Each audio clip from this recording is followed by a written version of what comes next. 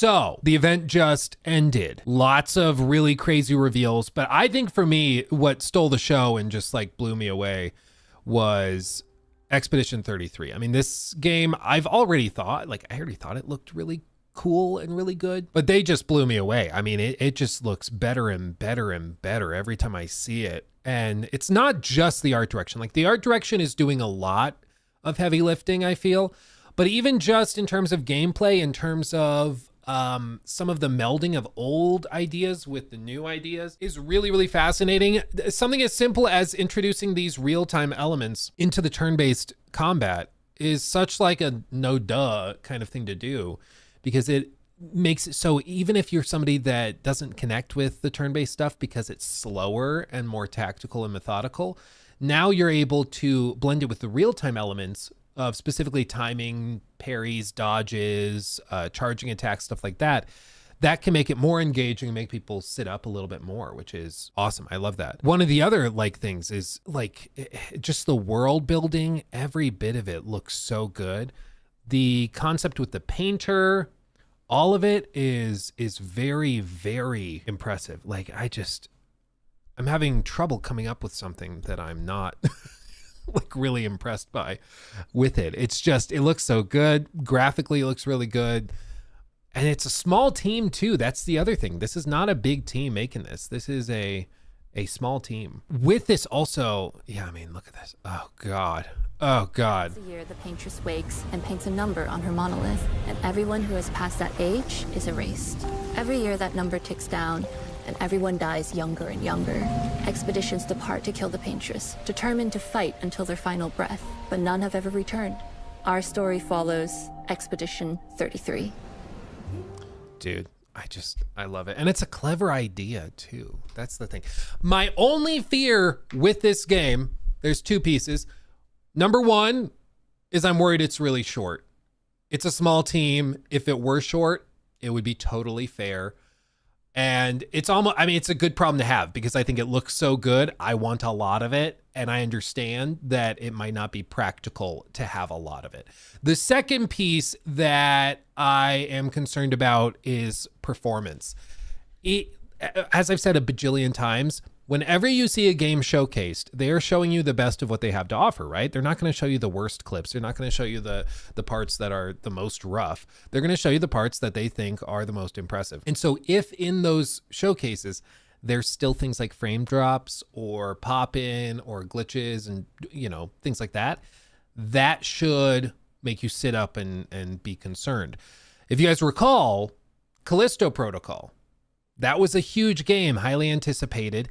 And in some of the trailers and gameplay reveals that they did, there were dropped frames and there was stuttering and shader compilation stutter, things like that, that you could see in the gameplay that they were revealing. And I said at the time, if this is what the best footage looks like, imagine what the worst footage looks like. And sure enough, when the game launched, there were major technical problems and major stutter issues. And it's a problem with Unreal Engine in general. So it's nothing new or novel, but that is something to just keep in mind. In this case, being turn-based and being slower paced, I think that, you know, this is the type of game that could be running at 30, and I think that that would be perfectly fine. I understand some people just have a hard line, no 30 FPS. Touche, if that's where you're at. Personally, for me, for turn-based stuff, I don't mind if it's at 30, especially if the fidelity is on this crazy level, which is absolutely outrageous. This made me laugh. Need foot. Aha! He's very He just turns into like a gigantic monster. That's super cool. There's a bestial, let me move my camera, a bestial wheel. Almighty, casting spells moves the wheel's pointer. Corresponding skills are more powerful. Like what? That's crazy. It's just a ton of stuff. The other thing that was crazy was, let me see, the world map thing. Yeah, they also have hundreds of passive skills and abilities to combine and put on. Yeah, the world map being like this, that's such a cool melding of old school like JRPG design into modern design. Like I think it's so cool. It's very clever. Look at the Leaning Tower of Eiffel. I don't know what they're going to call it, but it's the Eiffel Tower all bendy and broken and distorted. That's crazy. So I don't know. I just think it looks great. But there were a couple of moments specifically where the frames dropped a lot during a combat clip they showed. And it was very noticeable. And so that's my only main concern is performance. Everything else looks great. And my only other thing is I hope it's not too short because it looks so good. I hope that it's massive. But if it's shorter and it's really good and they maintain this quality all the way throughout, awesome. It just means, you know, hopefully they get greenlit for a massive expansion and or like, you know, a sequel that's 100 hours long. You know, I think that could be cool. So if it's stuttering on PC, on a PC build, that's concerning. Yeah, I mean, we don't know exactly what this is running on, most likely PC, because again, they want to make it look as good as it possibly can be. But that is a concern that I have, is if we're already seeing performance issues and it's only a few months away, that could be a major issue when the game comes to like console and stuff like that. You know, if it looks this good on a high-end PC and it's still stuttering occasionally, makes you concerned about like the Series S port. What does that look like? You know, it's something to just think about. Still, though, like this is why Game Pass is so, like, it's just the cheat code for all of this. If it doesn't run great and you downloaded it through Game Pass, okay.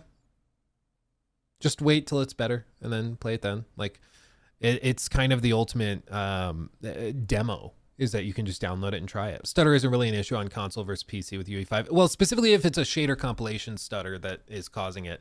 My understanding is, you know, of course, on console, you don't have to worry about compiling shaders because you can pre-compile shaders and have people download them. It's also one of the perks of having a Steam Deck is that developers can actually pre-compile shaders for the Steam Deck.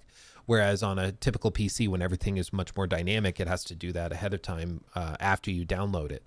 So if it's a shader compilation stutter, then yeah, there's other stutters that Unreal Engine is responsible for as well, which are tougher to account for. But nonetheless, I mean, the game just looks fantastic and I can tell it's a passion project and I'm here for it. I'm excited. I think it looks fantastic. And again, like if your only frustration beyond technical stuff is that you hope that it's not short because you want a lot of it, that's a good problem to have because you're like, yeah, right there. That's the stutter. That's the spot I was waiting for. I was letting it play out and watching it. But if I toggle forward frames here, I can even, just so you know, oh, damn it. Don't do this to me. I was going to toggle the time code forward one frame at a time. We're close to it. It's like right up here. Because we can get a count of roughly how many frames were dropped by doing this, because we can actually count the frames and go back. So if we go back to like here, you can actually toggle forward and see drop frame there. There's a frame, drop frame, drop frame. There's a frame, drop frame, drop frame. There's one, drop frame, drop frame. There's an updated frame, drop frame, drop frame. There's a frame. So it's dropping like 2 for every 1 it renders in this, with this particular particle effect. And you know, during turn-based combat, that's not that crucial. If you're trying to carefully parry something because that element is real time, that's when it becomes a problem. I mean, if you've never tried to play like a Souls-like game or something with frame drops, it's not easy. It's dare I say, not that fun either. So it just depends. It just depends. But I think it just looks so freaking good. And the sheer volume of customization that they're showcasing. I mean, you can see within each of the characters, there's the skill tree, there's passive effects and stuff as well. But then they also have the core attributes outlined on the right of vitality, might, agility, defense, and luck. And then they have different stats for crit rate, defense stats, speed. I wonder what speed affects within combat. I wonder what that does. Attack power, health, obviously, self-explanatory, leveling, just that. I mean, it makes me wonder what max level is.